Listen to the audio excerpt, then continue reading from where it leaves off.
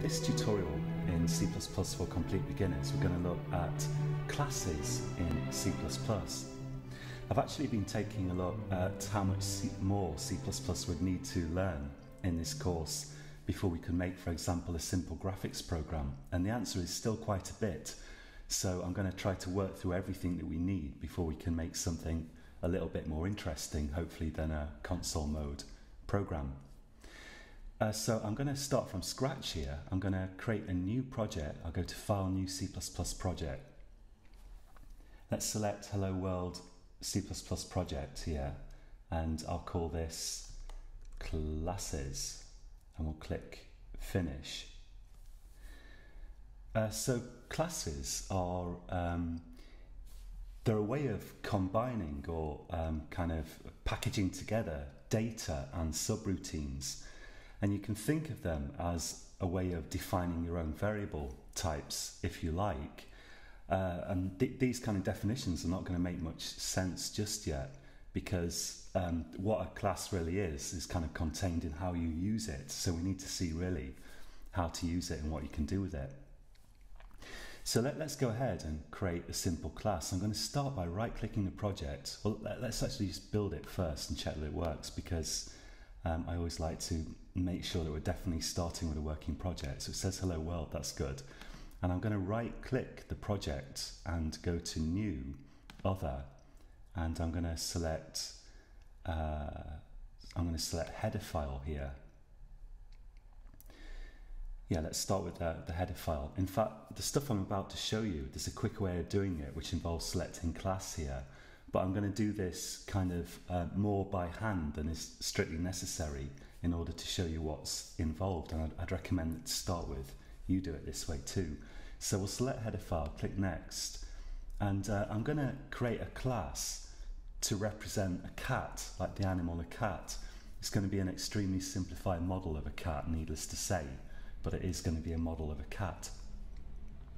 So I need to choose a file name here for my header file. And it's important to follow some kind of convention with your source files. And I'm going to follow the Java type convention here, which is that if I create a class called cat, I'm going to give the header file the name cat with an uppercase first letter.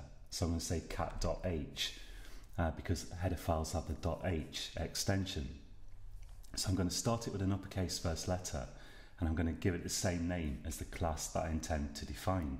Let's click Finish there. So this looks, well, we've seen all this before. This is just stuff that's aimed at preventing multiple inclusion of the same code if you have multiple includes directives in different files in your project. Let's also create a matching.cpp file. So far we've been working with just one .cpp file in our projects. We've got one here called classes.cpp that contains our main function. But let's create another one now, because we can have multiple ones in our C++ project. I'm going to right click the project or the source folder, it doesn't matter, and go to New, Other. In fact, that option was already available in the menu, but that's only because I previously selected this. Let's go to New Source File under the C++ section here. Click Next, and I'm going to call this cat again with an uppercase C.cpp. So let's click Finish. Now, after the comment here, we can expand the comment. But this is just a comment. We could delete it. It doesn't matter. I am going to include. Let's just get rid of it actually, because I don't really want it. I'm going to include the header file. So I'm going to say hash include double quotes and with uppercase C cat.h. So we've got two files here. We've got a header file with the usual if not def stuff in it that we saw last time. We've got a CPP file that includes the header file. In the .cpp source file, I'm going to start by defining a function here. Let's call it meow. So I'm going to say or speak. Let's say speak, void speak, empty round brackets there. It accepts no parameters.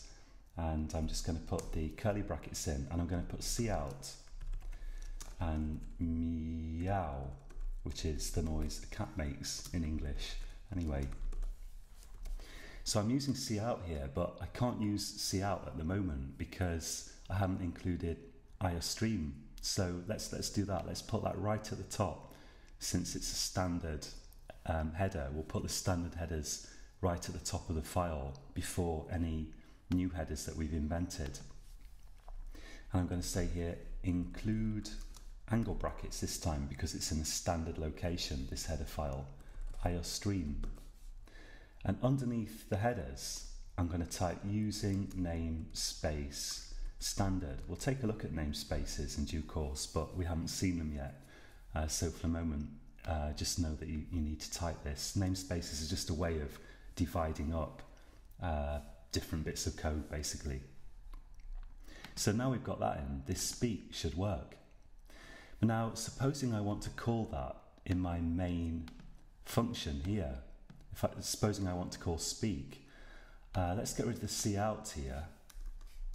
I can't just call speak like this because the compiler hasn't seen speak at this point. Let's save it all. Go to project, build project. I expect to get an error because it doesn't know what speak is. We need to somehow allow the compiler to access this speak function that's defined in this separate .cpp file. How can we do that? Well, you might guess we can go to cat.h here and we can put void speak in there. In fact, we could, now that I think of it, it's certainly possible that we could just type void speak here. We could do that. Let's save that and see if it builds. Let's build project here. And we'll run that. And it says meow. So that works. But you're gonna want to use functions that are defined by other people. And you're not always going to know what the prototype should look like. So for that reason, we put the prototypes of related functions in particular header files, like iostream. Let's cut that from here, put it in cat.h. So now we've got this kind of self-contained thing going on. We've got a cat.cpp containing some functions, just one in this case, but it could be lots of them. And we've got a cat.h containing the prototype for that function. Now, all we have to do in this main function here is above there, let's put below our include iostream, let's just put include cat.h. Remember, it's got an uppercase first letter. And let's build that, project build, and run it. And it says meow. So we just put the prototype of this function here in the header file, and then we can include that wherever we want to use it, and we can call that function here in the main function. We also included cat.h here in cat.cpp, and that's not actually necessary at the moment. Let's just delete that. Let's save everything, go to project build. So it's going to work fine without it, but we need that for what we're going to do in just a minute. Now, C++ is a language that's built on a language called C. I imagine, I don't know, there are probably languages called A and B, but C is one that really took off. And C++ had extra extensions to make it what we call object-oriented, or object-orientated. Yeah, I think usually you say object-orientated, actually. So anyway, it was common in C, and you also still see it in C++, to define functions in files like this. So you get all your kind of related functions. For example, all your functions connected to user input, or all your functions connected to graphics or whatever, and you put them all in one file, and then you'd have a header file where you put all the prototypes, and then you'd include that wherever you wanted to use it, wherever you wanted to use those functions. That was a common way of organizing code in C, and it's still often used in C++. Let's just define another function here just to underline the point. Let's say void jump And let's say here, these are very minimal dummy functions, of course. Let's say jumping to top of bookcase, Endler, semicolon. And we can just put in the include file here, we can say void jump. Let's run that. Well, that's not going to be any different from before, but we can go to classes.cpp and we can call it, if we want, jump, save it and run it, and it should say here jumping to top of bookcase. So this was a typical way to organize C programs, and it's still used in C++. But the kind of disadvantage here is that if you think about what a cat is, and here we're trying to write functions to represent a cat, it's not just stuff that it can do. A cat doesn't just jump and make meowing sounds and so on. It also has a state. Like the cat has a position, it has a mood, it has, you know, a level of hungriness and so on. It has a state to it, and we want to represent the state by variables, and that's why classes were invented, to bundle data that represents the state of a thing together with the subroutines that represent what it can do.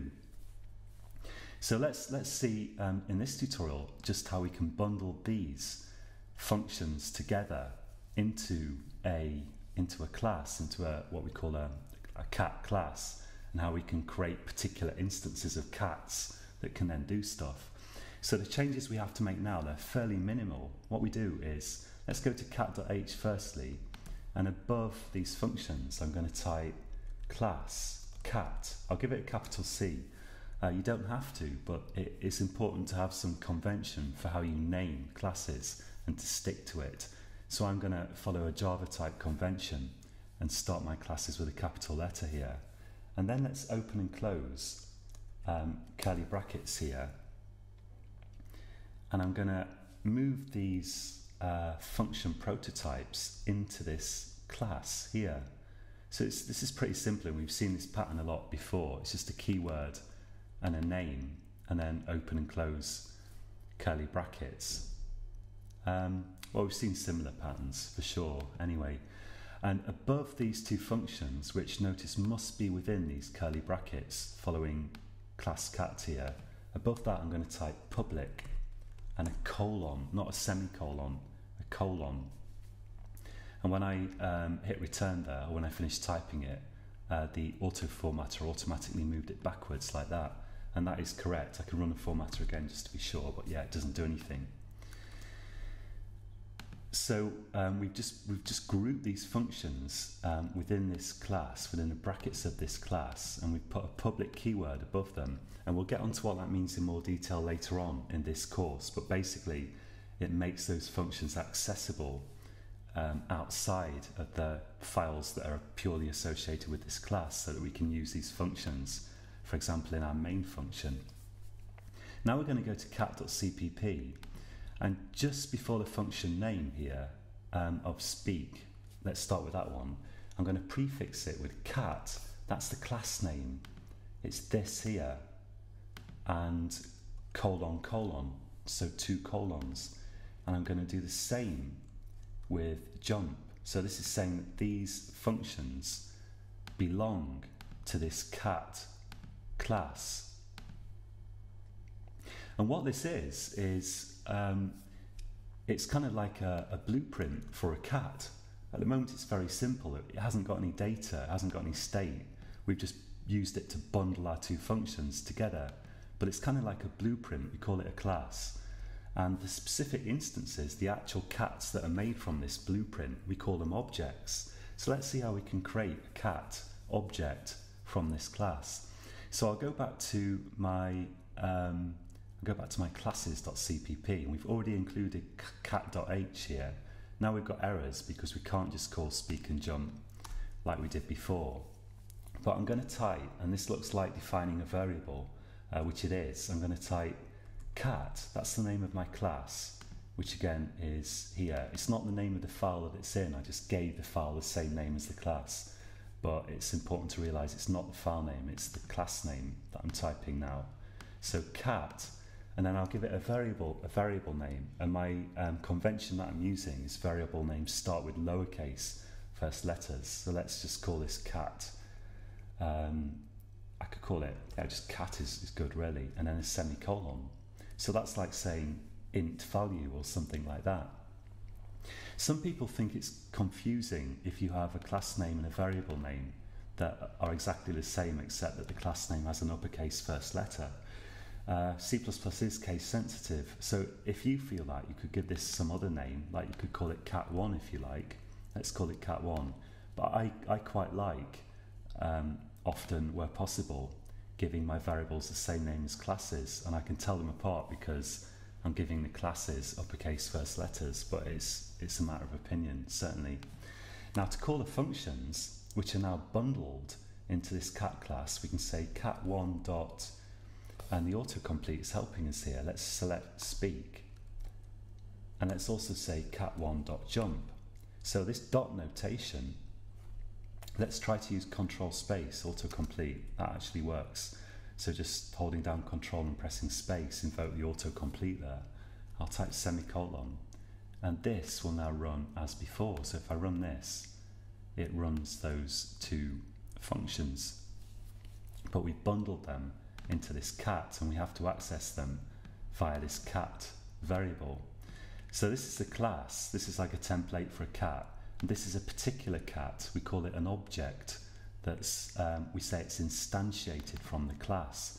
So it's like having a blueprint, making a cat from a blueprint. We call that instantiation, and we call the finished actual particular cat, we call it an object in the lingo here. So we're going to be seeing a lot more of this in future tutorials, but this is already very long, so I'll leave it there for now. It's important to practice this yourself. Try to define your own class. It doesn't matter what it does, try to define it. And whenever you get stuck, you can refer back to this code, study this code, and make sure that you've got everything that you need to have, just as I have here, to make it work. But try to get your program to build and run. Try to have 2 or 3 methods in your class that you can call in your main program. And once you've succeeded at doing that, especially if you manage to do it all from memory, which would take quite a bit of practice, I think, at this stage, then you've definitely mastered everything you need to know so far. So until next time, happy coding.